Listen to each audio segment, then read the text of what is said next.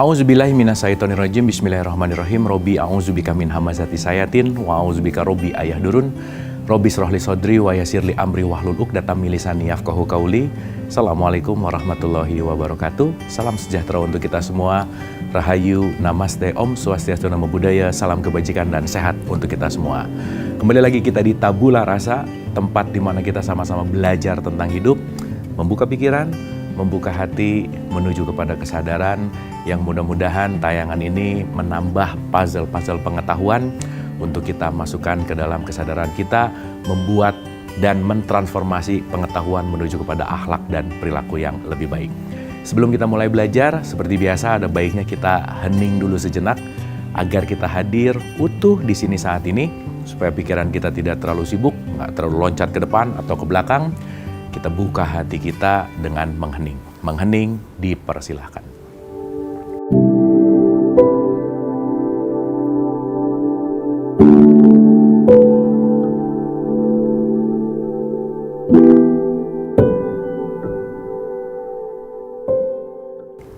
Selesai, terima kasih. Semoga kita sudah hadir utuh di sini saat ini, siap untuk sama-sama belajar. Dan seperti biasa, saya tidak bosan untuk mengingatkan bahwa saya bicara bukan mau menceramahi, bukan mau mentausiahi, bukan berarti lebih tahu, lebih pintar, atau paling benar.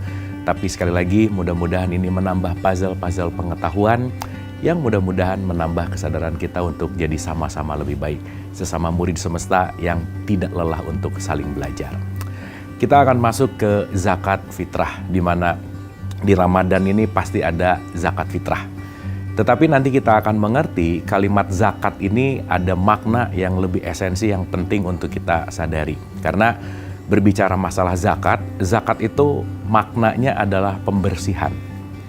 Nah, yang menarik adalah kalau kita kembali kepada konsep inna lillahi wa inna ilaihi roji'un. Semua berasal dari Allah, akan kembali kepada Allah. Kalau kita berbicara kembali kepada Allah, dan kita sudah bahas tentang siapa diri kita, bagian diri kita, kita punya biological birth, tubuh fisik, jasad, kita punya jiwa, dan tentu saja diri sejati kita ini adalah ruh itu sendiri. Maka di surat 32 ayat 9 dikatakan, aku tiupkan ruhku. Jadi ruh adalah percikan Allah yang ada di dalam diri kita, yang senantiasa dia akan kembali kepada sang pemiliknya. Maka yang ilaihi roji'un, yang kembali itu sudah jelas bukan faktor fisik ini. Karena fisik ini, tubuh ini maksimal hanya akan ditempatkan di tempat pemakaman umum. Oleh karena itu berbicara masalah zakat, pembersihan, sejatinya apa sih yang harus dibersihkan? Apakah ketika kita mengeluarkan harta, katakanlah uang, apakah uang itu yang dibersihkan, hartanya yang dimurnikan? Kita akan memaknai ini dalam hakikat atau esensi yang lebih dalam. Sehingga ketika kita melakukan zakat fitrah, kita sangat menyadari bahwa bukan hanya 2,5 yang dikeluarkan.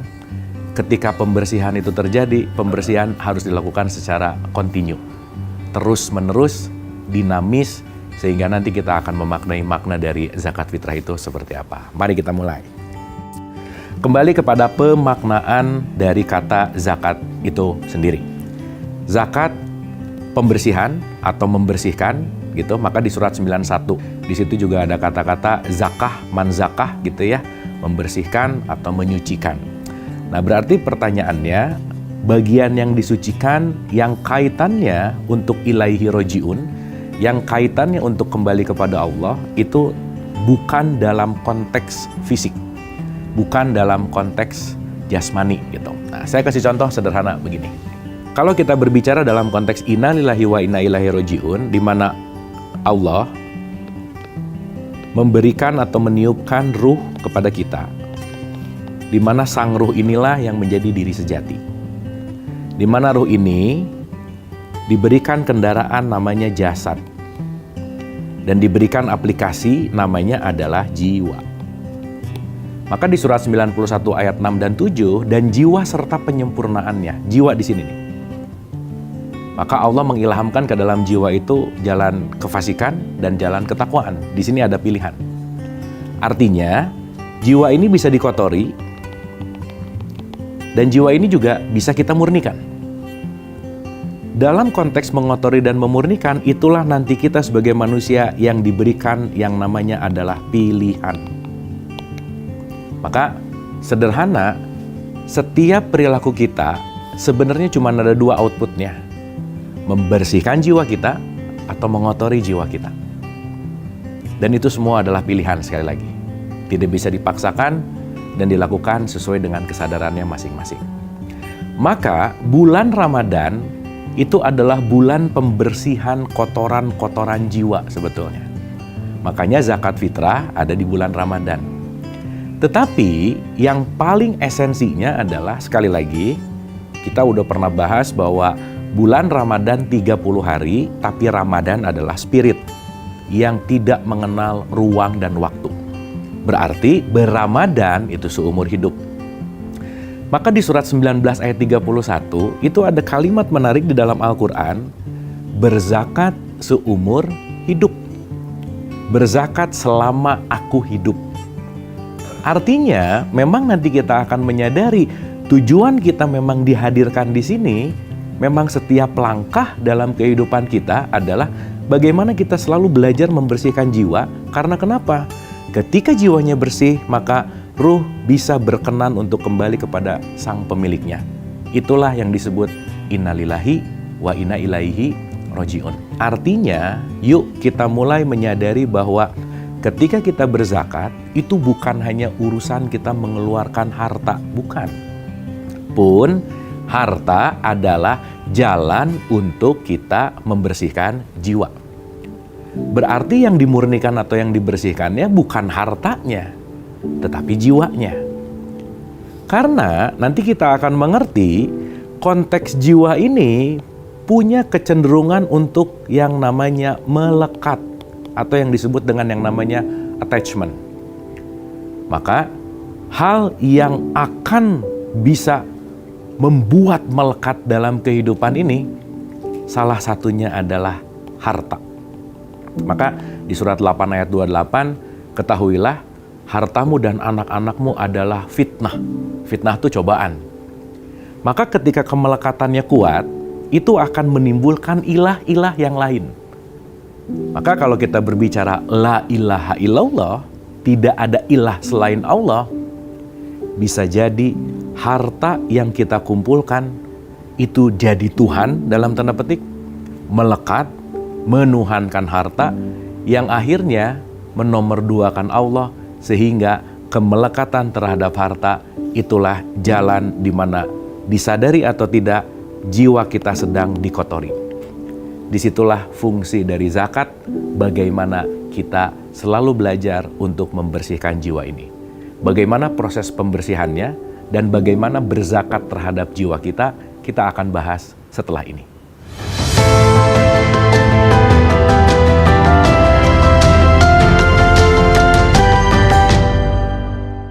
Masih bersama saya Bu Marlo, mari kita lanjutkan pembelajaran. Kembali kepada kata zakat tadi, zakat itu adalah pembersihan jiwa. Nah, saya kasih contoh sederhana begini. Ketika jiwa kita mulai aktif, di mana jiwa ini di dalamnya juga terdapat ego, di mana ego itu juga berkaitan dengan keinginan, di mana itu juga akan berkaitan dengan faktor eksternal, maka setiap keinginan, setiap ego, itu akan bisa membawa kemelekatan terhadap jiwa kita. Salah satu tantangan terbesarnya adalah harta itu sendiri gitu. Nah maka, ya ayyuhalladzina amanu kutiba alaikumusiyam kama kutiba alal ladzina min qablikum la'alakum tattaqun. Hai orang beriman, puasa supaya kamu jadi orang yang bertakwa. Tidaklah disebut orang yang bertakwa sebelum orang itu belajar dan melatih dirinya melepaskan dari kemelekatan harta. Tidaklah disebut orang yang mulia ketika tingkat kemelekatan terhadap hartanya itu masih tinggi. Maka ini esensi dari yang namanya puasa. Oke ya, jadi mudah-mudahan ini mulai terbayang bahwa esensi zakat di sini sekali lagi bukan hanya ngasihnya, bukan uangnya, tapi bagaimana harta ini dijadikan sebagai jembatan, dijadikan sebagai alat untuk bagaimana kita melepaskan kemelekatan. Contoh, Dalam konteks hai orang-orang beriman, diwajibkan atas kamu puasa. Oke ya, supaya kamu jadi orang yang takwa. Ingat, puasa adalah jembatan, bukan titik sampai. Jadi, ketika hari ini saya tidak makan dan tidak minum, apakah udah sampai di titik takwa? Belum tentu. Jadi bukan penilaian utama ketika saya tidak makan dan tidak minum. Itu poin pentingnya. Jangan sampai kita berpuasa, di mana puasa itu kan salah satu artinya juga menahan gitu ya. Betul kita menahan makan, menahan minum. Betul kita menahan amarah, emosi dan seterusnya, betul. Tapi yang bahaya ketika juga, ambil contoh sederhana aja. Kalau kita biasa makan sehari 3 kali nih, berarti kalau waktu puasa, setidaknya jatah makan siang kan nggak ada, nggak kita makan. Berarti kita punya jatah makan siang yang nggak kita makan. Tujuan utama dalam berpuasa ini adalah ibadah sosial. Justru memberikan jatah makan siang kita kepada fakir miskin. Nah menariknya, kalau kita berbicara masalah tadi menahan gitu ya, ini jangan sampai bahwa makan ditahan, minum ditahan, emosi ditahan, tapi ngasih juga jadi ditahan juga karena jadi nggak memberi kepada fakir miskin, gitu kira-kira. Justru nilai dari tidak makan dan tidak minumnya, salah satunya adalah saya tidak mengambil hak makan siang saya, tapi saya berikan itu kepada fakir miskin. Dan disitulah kita melatih untuk melepaskan kemelekatan terhadap harta. Dan justru disitulah nilai ketakwaan yang paling terpenting, bukan masalah saya nggak makan nggak minumnya, tetapi saya bisa beli makan, saya bisa beli minum, dan bahkan bisa kapanpun dan dimanapun, katakanlah begitu. Tapi karena saya yakin, karena saya ingin menjadi orang yang takwa, saya ingin berzakat untuk membersihkan jiwa saya, maka makan siang ini saya tidak akan ambil, tapi jatah makan siang ini saya kasih ke fakir miskin yang membutuhkan. Jadi artinya konteks berRamadan atau konteks berpuasa ini secara esensi nomor 1 kembali kepada nilai-nilai yang disebut dengan yang namanya takwa. Ali Imran 134 itu selalu mengatakan ciri orang bertakwa nomor 1 itu adalah bersedekah baik lapang maupun sempit. Dalam konteks di sini juga tidak hanya selalu harus materi fisik, enggak juga. Ketika tidak punya uang, kita bisa bersedekah dengan waktu, dengan tenaga. Bahkan Nabi Muhammad mengatakan senyum itu juga adalah sedekah juga, gitu intinya. Artinya, poinnya adalah apapun yang kita lakukan dalam berbuat kebaikan yang memiliki nilai-nilai bermanfaat, yang pada poinnya adalah mampu melepaskan kemelekatan-kemelekatan yang ada di dalam diri kita yang membuat jiwa kita justru malah kotor. Inti daripada zakat di sini, sekali lagi, bukan hanya apa yang dikeluarkan, tetapi bagaimana jiwa kita melepas atau dilepaskan dari kemelekatan-kemelekatan, wabil khusus dalam konteks zakat ini adalah harta. Karena sekali lagi, harta adalah satu objek di mana hal yang amat sangat melekat ke dalam jiwa kita, yang di situ menjadi potensi Tuhannya sangat tinggi sekali.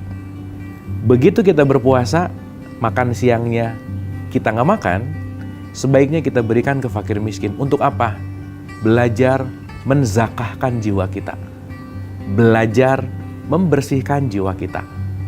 Dan menariknya, ada satu parameter indikator ketika jiwa kita mulai bersih. Ketika zakat itu mulai dilakukan. Dan indikator parameter ini sangat jelas terasa. Seperti apa sih indikator parameter orang yang berzakat? Kita bahas setelah ini.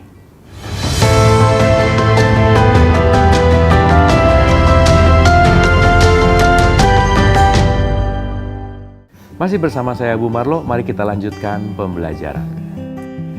Yuk kita berzakat ini bukan semata-mata hanya tahunan.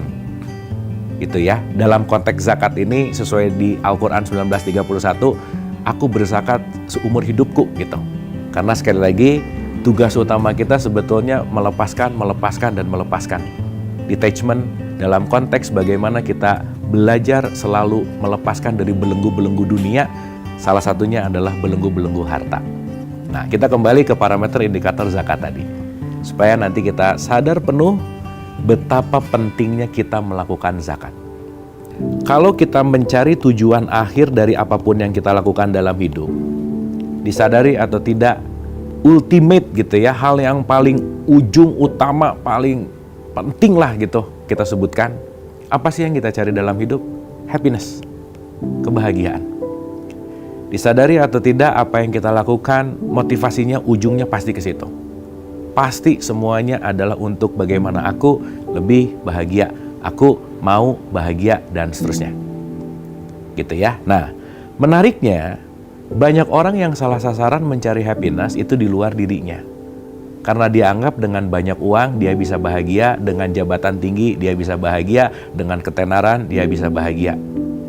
Dan ternyata ketika salah alamat mencari kebahagiaan di luar dirinya, yang justru dengan mencari uang dia bisa mengotori jiwanya, dengan jabatan dia bisa mengotori jiwanya, dengan ketenaran dia bisa mengotori jiwanya, alih-alih mencari kebahagiaan, dia mengisi jiwanya penuh dengan kotoran-kotoran yang pada akhirnya menutup atau memblok si kebahagiaan yang sejatinya ada di dalam dirinya sendiri. Jadi bahagia itu nggak pernah ada di luar, bahagia itu bukan objek, bahagia itu bukan bagaimana berhubungan, bahagia itu bukan bagaimana memiliki, bukan itu poinnya. Tapi justru kebahagiaan itu akan didapatkan ketika kita bisa melepaskan. Karena orang yang tidak bahagia adalah orang yang terlalu banyak melekat kepada sesuatu selain daripada Allah itu sendiri. Maka, kalau tadi kita berbicara indikator parameter orang yang berzakat, ketika kita bersedekah baik lapang maupun sempit, siang atau malam kapanpun, dalam keadaan apapun, ketika kita melepaskan kotoran-kotoran jiwa kita, salah satunya berkaitan sama zakat ini adalah harta. Ketika kita melatih untuk berbagi, ketika kita melatih untuk menolong, dan itu dilakukan dalam rutinitas keseharian kita, perlahan kotoran-kotoran jiwa kita ini akan semakin bersih, akan semakin keluar kotoran-kotorannya. Sehingga itulah kenapa hal ini penting sekali untuk dilakukan secara kontinu. Nah, Al-Baqarah 274 mengatakan begini, orang yang melakukan kebaikan ini, yang menzakahkan, membersihkan jiwanya, poin pentingnya adalah tidak ada kecemasan, tidak ada khawatir, dan tidak bersedih hati. Puncaknya adalah kebahagiaan itu sendiri. Puncak dari semua pencapaian hidup kita adalah bahagia. Ternyata jalan menuju kebahagiaan itu adalah bagaimana kita melakukan zakat itu sendiri. Sekali lagi, zakat di sini bukan yang tahunan sekali gitu, bukan. Tetapi bagaimana kita selalu membersihkan jiwa kita.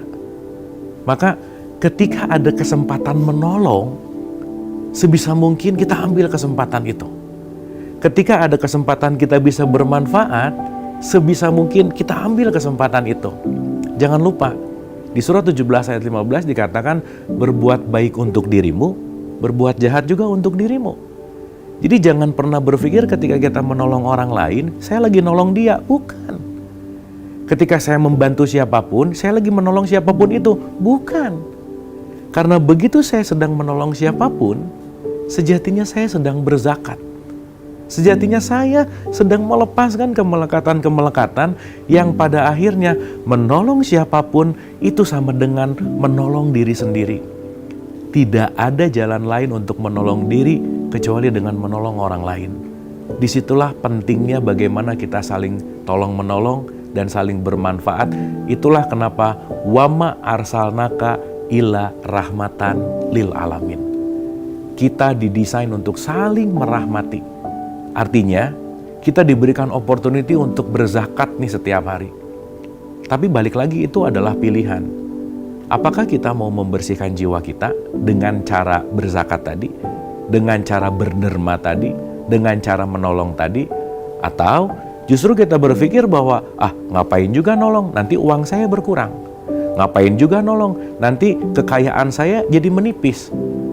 Dalam hitungan manusia, orang yang kaya itu adalah orang yang banyak memiliki. Tapi dalam hitungan semesta, hitungannya akhirat, hitungannya Allah, orang yang kaya justru adalah orang yang banyak memberi, orang yang banyak bersedekah, orang yang banyak melepaskan kemelekatannya. Karena kenapa? Semakin banyak kemelekatannya lepas, semakin tingkat bahagianya itu akan tinggi. Maka di surat 59 ayat 9 itu dikatakan, beruntunglah orang yang melepaskan kekikiran di dalam dirinya.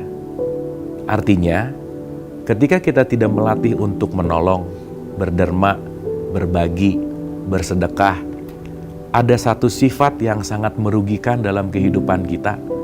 Itu namanya adalah kikir. Begitu kita masuk ke area kikir, yang paling pasti kita akan sulit memiliki pikiran yang sangat-sangat bersih. Karena kekikiran itu akan membawa kepada kekhawatiran. Kekhawatiran akan membawa kepada ketidakbersyukuran. Ketidakbersyukuran itu akan sangat jauh dengan kebahagiaan. Oleh karena itu, mari kita memaknai zakat ini bukan hanya kegiatan rutinan tahunan, apalagi mungkin dengan persentase-persentase, yaitu mungkin oke dalam persentase tertentu karena sudah ada aturan dan ukurannya. Tetapi mari kita selami lagi makna ini bahwa berzakat poinnya adalah bagaimana kita melepaskan kemelekatan terhadap harta untuk melepaskan semua kemelekatan-kemelekatan di dalam jiwa kita untuk bagaimana kita mencapai puncak kebahagiaan di dalam hidup ini. Semoga semangat zakat dan semangat Ramadan ini tidak hanya selesai dalam 30 hari ini, tapi semangat ini akan menjadi semangat seumur hidup kita. Terima kasih, semoga bermanfaat. Wabillahi taufiq wal hidayah. Assalamualaikum warahmatullahi wabarakatuh.